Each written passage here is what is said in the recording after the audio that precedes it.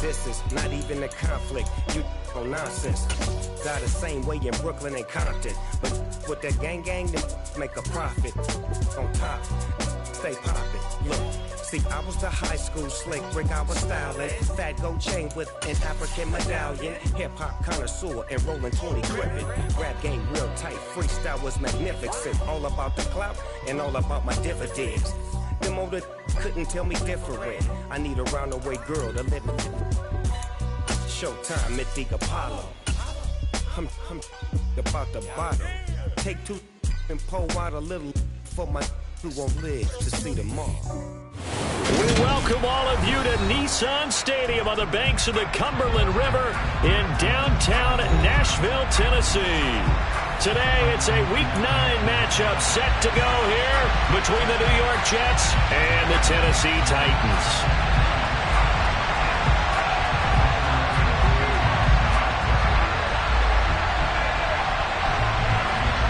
The first 2 months of the regular season down. What will the final two bring us as we're off in Week 9? And here comes a return from just beyond the goal line. And good coverage there on special teams as they'll get him down shy of the 20.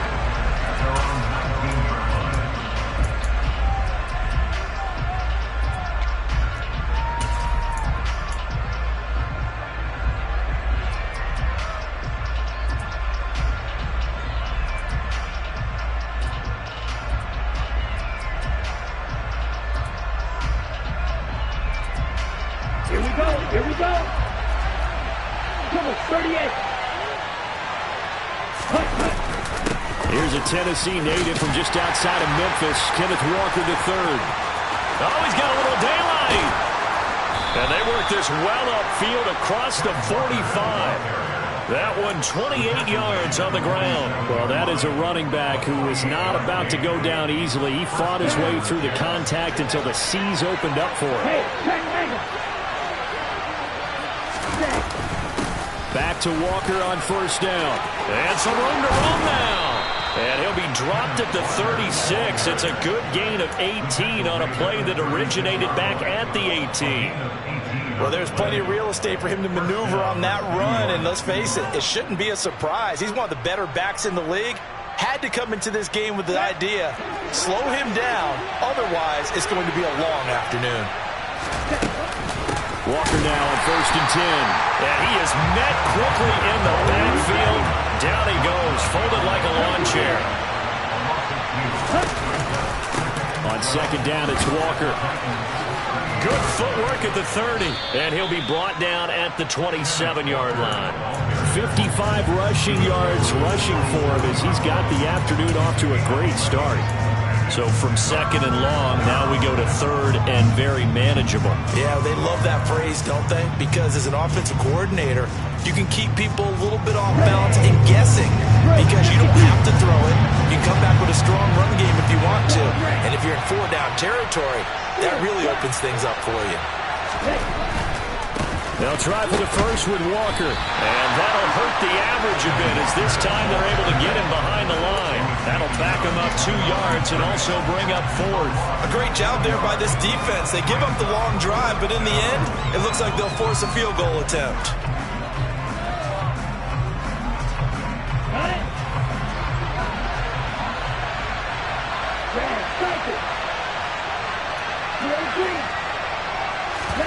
And they'll go for it. Lance. Wide open receiver complete. And he's going to take it in for a Jets touchdown. A great effort there with his 16th touchdown of the year. And the Jets' decision to go for it pays off with 6 points. And oh, he clanks it off the right upright. And it's no good. Set now to kick this one away, and off it goes. And that'll carry over the back line of the end zone for a touchback.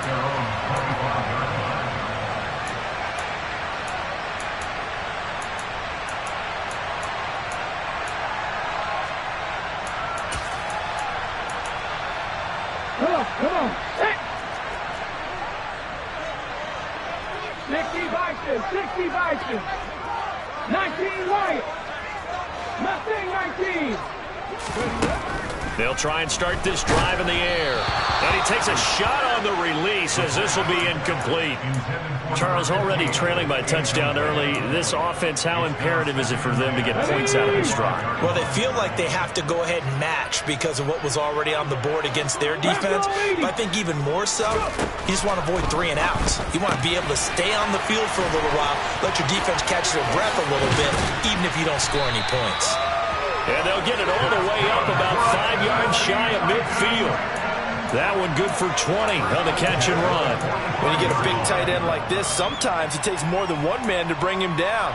Oftentimes, your best bet, just jump on and hold on and wait for your teammates to arrive to help get him on the ground. Now the first carry for Cam Akers. And not able to break away this time as they're going to stop him right around the line of scrimmage. Officially, it's a 1-yard loss. That's going to bring up 2nd and 11. The Titans at 6-2 to start play. And they come in after a loss last time out, but they've still been in good form. They've won 6 of their last 8. And the key for them, as I see it, tightening things up on defense because the offense did its part. They played well, but defensively, way too many lapses of big plays allowed. That ultimately doomed them in their last ball game. Well, he was a busy man out of the backfield a week ago. They got him the ball early and often. I have no doubt in my mind that he'll be a big part of the game plan here as well. He rifles one that's intercepted. Down the numbers. There he goes. And he brings this one back. It's a pick-6 and a Jet touchdown. Make it back-to-back weeks now with a pick-6 for him. He had one a week ago. Talk about being in the groove, and what are the odds of what we're seeing right here? You don't see it happen very often. Listen, if you get a pick-6 in a season, it's been a big year, let alone back-to-back weeks. Tell you this, I wouldn't play cards against this guy in the locker room. So a sensational return there on special teams, a foot race that he was not going to lose. Now, meanwhile, while that was going on, we've got an injured player on the field. While they come out and take a look at him, we will step aside for just a moment.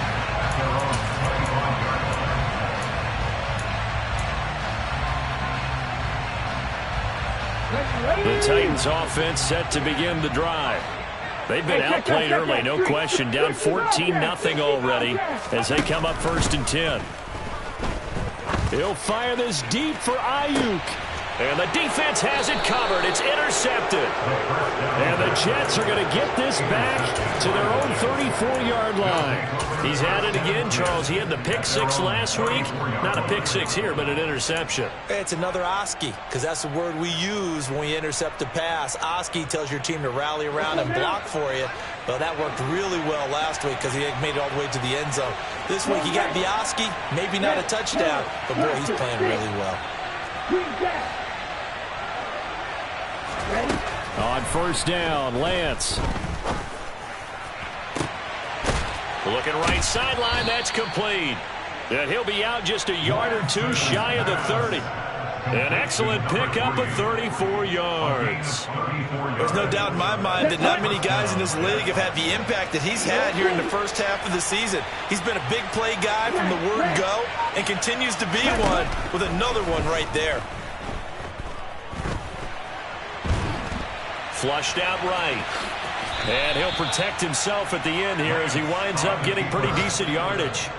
He'll wind up getting 9 after tucking it and running, so it'll leave him with 2nd and a yard. So, Charles, offensively, this group really playing at a high level, 7-0. We're still a long ways from discussing a potential unbeaten season, I think, but to use a golf expression, no blemishes on the card, at least to this point.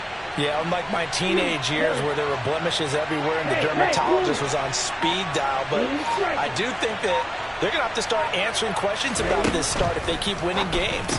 You and I both know, we in the media, will start to obsess about it and wonder, can they take it all the way to an undefeated season? 2 yards, good enough for a first. And defensively, they were in zone coverage there. Do you have to be a little careful? You're losing, playing against a good quarterback like he is, to not play too much zone? Yeah, you have to be careful about how much time you're giving up. I think it's a good point you just brought up. So maybe if you still want to play zone, you go to a zone blitz scheme, and you can drop anyone out of your defensive front. Defensive end, defensive tackle. It doesn't matter. You just exchange someone to bring more pressure towards the quarterback and still try and cover downfield. Well, it hasn't been a banner first half for the defense trying to cover him today, but they'll take that one right there, helping force that incompletion. Ready. From the 21, it's 2nd and 10. Right through. Red. Here's Lance. Pressure applied, and he's going to be taken down. They sack him back at the 33-yard line.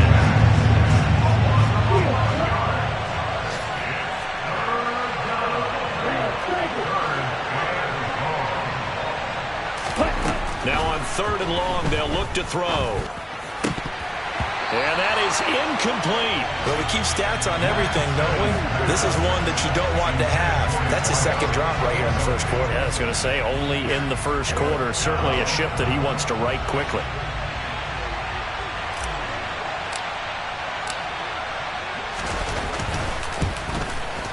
And this one is right down the middle. And that'll make this 17-0 here in the opening quarter. Well, they already had the early lead, and they get the interception, Charles, and now they add 3 more with the field goal. Yeah, they're in control of how this game is playing out so far. You mentioned the early lead. Now they're expanding on it, getting plays on both sides of the ball. A winning recipe if they can keep this up.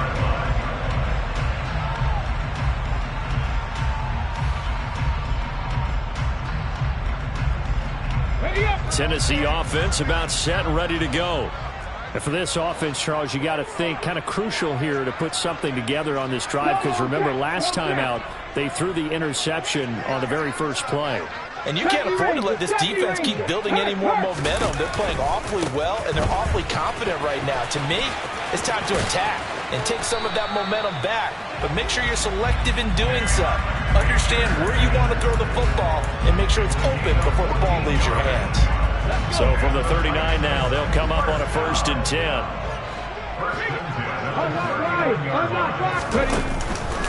Going right back to Akers.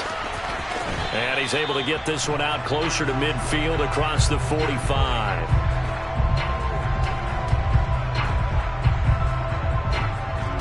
It's a 7-yard carry to set them up with a 2nd and 3. Well, this defense for the...